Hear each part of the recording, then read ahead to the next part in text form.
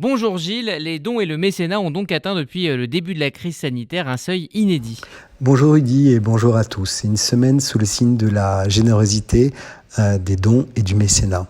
En effet, les derniers chiffres publiés sur le classement des pays qui sont les plus généreux dans le monde classent bien évidemment encore et toujours les États-Unis comme premier pays généreux donateur, que ce soit au titre des particuliers ou du monde de l'entreprise.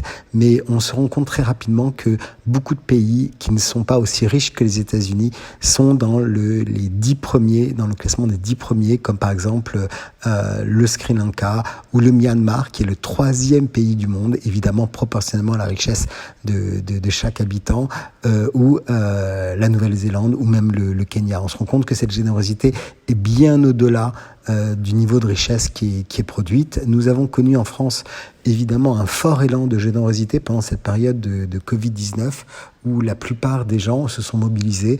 On peut citer un chiffre très rapide avec près de 86% des entreprises qui ont déclaré donner de l'argent pour aider dans ces moments difficiles, ou la très forte progression des dons et de la générosité des particuliers. On peut rappeler qu'en France, le mécénat pesait 7,5 milliards d'euros en 2019-2020 et une progression de 22% liée à l'augmentation de ces montants de dons, ne serait-ce déjà qu'au premier semestre 2020. Et au niveau européen, les dons des particuliers pèsent près de 24 milliards d'euros, de quoi se réjouir, parce que cette notion de générosité, évidemment, est une propension fondamentale dans nos communautés. Alors Gilles, concrètement, quels sont les avantages fiscaux dans tout ça ?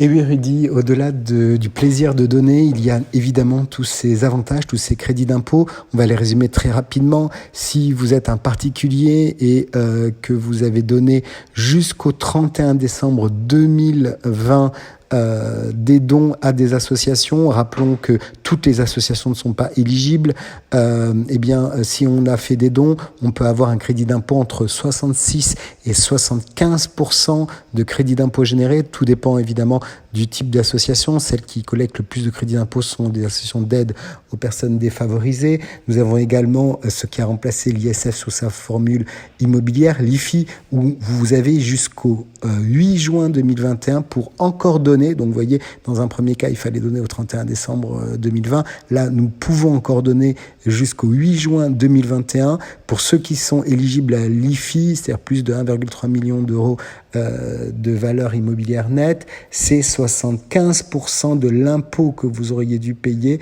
qui vient être déduit de la somme que vous avez reversée, et on a bien évidemment jusqu'au 8 juin 2021, donc on est en pleine période.